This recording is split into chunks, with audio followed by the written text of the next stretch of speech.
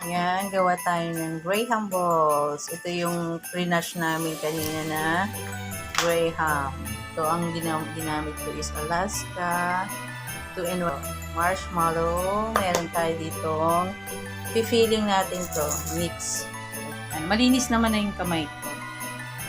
Pwede na natin siyang ng hands ko kasi malinis naman. So, hanggang sa ano sila lahat. So, sarap nga ng pagtatamis niya. Ganito siya, ano siya. Tumikim kami kanina yung likod. Yan. Okay, this is the finished product ng Graham balls ni Brento. Naluloko ko siya.